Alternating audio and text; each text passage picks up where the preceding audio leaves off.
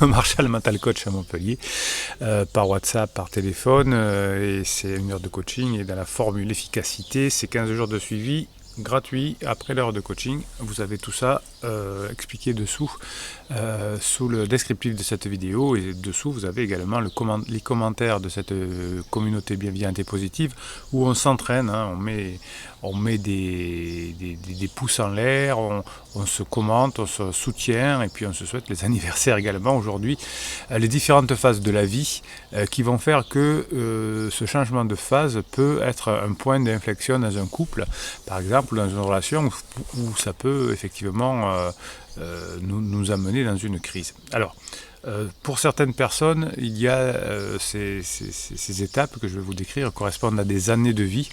Alors, j'ai pas pu constater véritablement, je suis pas d'accord avec ça, que ça correspond à une année de vie. C'est vrai que ça correspond à peu près à des périodes, puisqu'il va y avoir des phases, mais on ne peut pas dire que celle-ci c'est celle qui est de 20 à 35 ans, celle-ci c'est de 35 à 40, ça marche pas.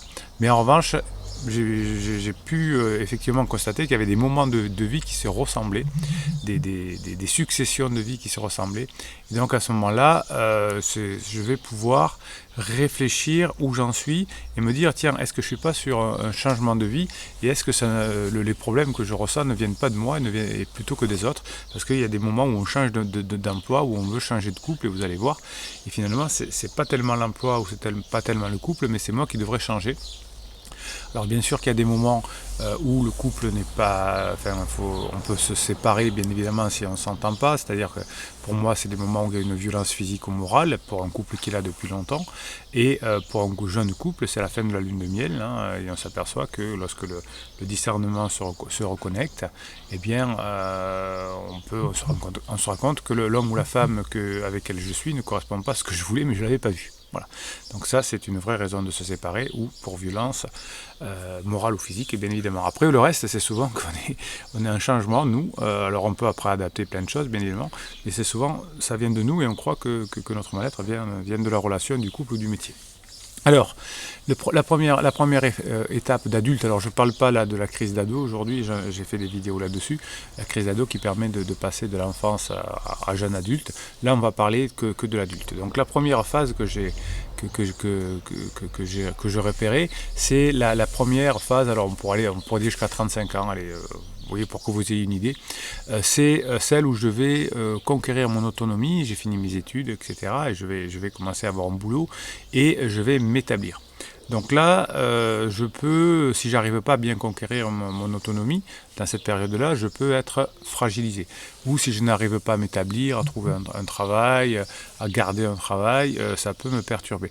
Donc cette recherche d'autonomie va faire que je vais peut-être être en crise à cause de ça, et reprocher à mon conjoint finalement de ne pas être assez libre, de ne pas pouvoir m'établir, d'être un frein au fait que je veux partir à l'étranger parce que je serai mieux rémunéré, ou à Paris, etc.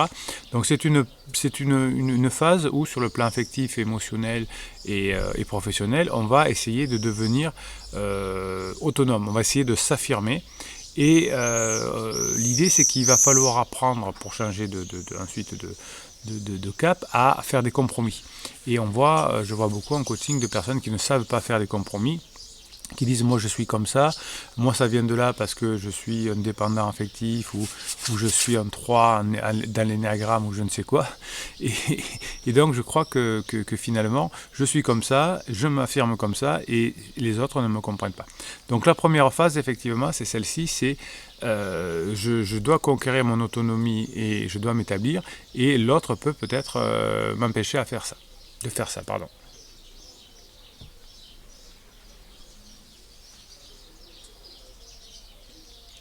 L'autre, j'ai un petit bug de caméra, la deuxième étape sera devenir, ensuite, une fois que j'aurai conquis mon autonomie et que je me serai établi, je deviens un adulte à part entière. Donc là je commence à gravir les échelons de la hiérarchie, j'ai un besoin d'autonomie, je deviens moi-même, j'ai besoin de me sentir autonome, libre, etc.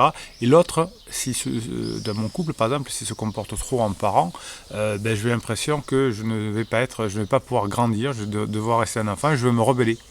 Et si j'ai une relation parent-enfant dans ce couple, là je risque d'avoir des problèmes à ce moment-là. Donc là c'est un peu avant la quarantaine. Ensuite, vous pouvez avoir une étape suivante qui va être là une forme de transition, et c'est là qu'il y a beaucoup de problèmes. Alors c'est pour ça qu'on commence à appeler ça la crise de la quarantaine, c'est qu'on fait le point sur son passé et on va vérifier ce qui reste à faire. Alors là, il n'y a pas encore le couple qui est en danger, par exemple le boulot qui est engagé, mais on fait un point, donc on se sent mal. Qu'est-ce que j'ai raté, qu'est-ce que j'aurais aimé faire, qu'est-ce que je veux faire, etc. Et si la personne qui est avec moi, si mon boulot peut être un empêchement à faire ce qu'il me reste à faire, je peux me sentir encore plus mal et dire si j'y arrive pas, si j'ai raté ça, c'est à cause de l'autre. C'est cette étape où on fait beaucoup de reproches à l'autre. Si je me reproche à l'autre, si j'ai pas fait ça, dans mon bilan, c'est à cause de toi qui m'a empêché de, je me suis sacrifié pour les enfants, professionnellement, etc. Donc là, c'est la période où on souffre. On fait le point sur le passé et on vérifie ce qui reste à faire. Et quand on vérifie sur le passé, on peut se dire voilà, c'est à cause de toi que j'y suis pas arrivé. Et là, on a des phrases comme aussi, je me projette pas dans l'avenir avec toi parce que je vérifie ce qu'il me reste à faire et je le vois pas avec toi. Ensuite, on rentre vraiment autour de entre 45 et 50 ans. Mais oui, j'aime pas trop ça parce que des fois c'est plus tôt ou des fois c'est plus tard. Là, il faut que je me renouvelle. Alors là, je fais des nouvelles choses, je donne vie à mes rêves, je change de look, j'achète la voiture, je me trouve un amant. Voilà, il faut que je me renouvelle parce que faut que ça change, et parce que sinon je vais rater ma vie, il ne me reste pas longtemps à vivre. Et là, je fais un peu n'importe quoi, je rentre dans cette crise qui ressemble vraiment à celle d'adolescent, et je crois que l'autre m'empêche de faire, et je crois qu'il faut que je fasse. De toute façon, je ne peux pas m'en empêcher, il faut que je fasse. Et donc, je reproche à l'autre pour pas trop culpabiliser à mon patron ou à mon collègue de travail ou à mon mari ou à mes enfants, d'être dans cette situation-là, il faut que je me renouvelle, non c'est trop tard, on ne reviendra pas ensemble, etc. C'est qu'une crise, rassurez-vous, n'écoutez pas le déclaratif pendant une crise, c'est cette partie-là, vous pouvez la repérer, c'est je me renouvelle, je fais n'importe quoi, même parfois mes enfants je les calcule moins. C'est la période, j'ai passé la période j'ai fait mon point sur le passé, il faut que je rattrape. Et ensuite, il y a la période autour, alors ce serait plutôt autour de la soixantaine, que j'accepte l'acceptation de vieillir. Là, je retrouve des conflits de couple là-dedans aussi, un peu avant la retraite, vous voyez, ou à la retraite. C'est qu'il faut que j'accepte de vieillir, et cette acceptation de vieillir me fait mal, me demande de l'énergie. Et là, je vais essayer de trouver quelqu'un de plus jeune. Je vais voir si je peux pas faire un peu de botox, de choses comme ça, de faire du sport, de retrouver des copains pour faire la fête, d'avoir une relation avec une femme ou un homme plus jeune. Vous voyez, c'est cette partie-là où l'acceptation de vieillir me perturbe, et je crois que ça vient de mon couple. Donc vous voyez que chacune des phases vient de soi, mais que comme j'ai le couple à côté de moi qui est le coupable idéal, les enfants on n'ose pas trop, mais il y en a qui arrivent, le boulot on en a un peu besoin, donc le conjoint ou la famille, les parents parfois d'ailleurs, sont les coupables idéaux, et on dit que ma souffrance ne vient pas de ce changement, parce que j'ai pas la culture de ces phases-là, mais vient de l'autre. Et je remets en question ma relation, alors que c'est juste mettre en relation,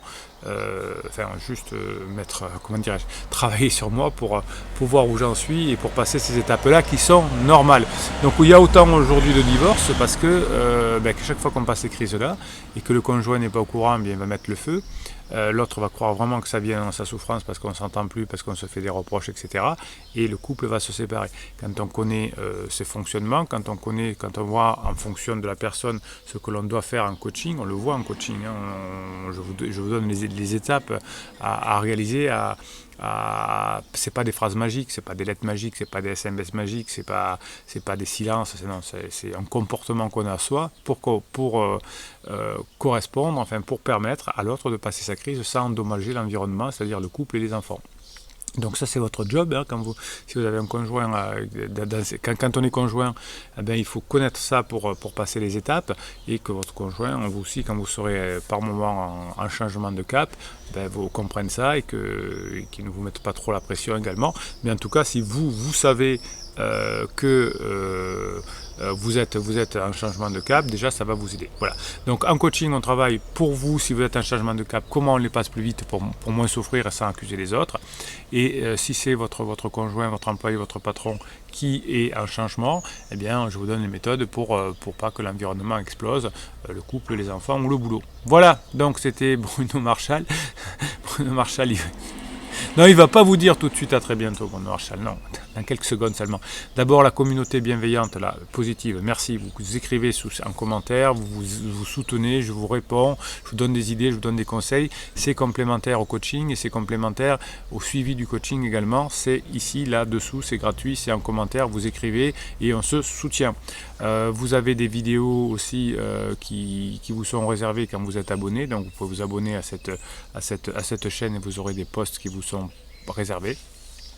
Et ensuite, si vous êtes généreux, vous allez mettre un pouce en l'air pour que des personnes qui sont en souffrance, qui se posent des questions, qui ne comprennent pas encore comment fonctionne le couple, comment fonctionne l'humain, qui se sont fait avoir par des discours PNL, etc. C'est bien la PNL pour commencer, mais qui ne marche pas sur le couple, des choses comme ça, et qui désespèrent. Mettez un pouce en l'air, peut-être qu'ils tomberont sur cette vidéo, que ça leur donnera une idée, et peut-être que ça va les aider. Donc ça, c'est grâce à votre pouce en l'air que YouTube vous proposera cette vidéo à d'autres personnes et vous allez peut-être les aider. Et puis, allez, cette fois, je vous le dis, le moment que j'attends, Bruno Marchal, il vous dit à très bientôt.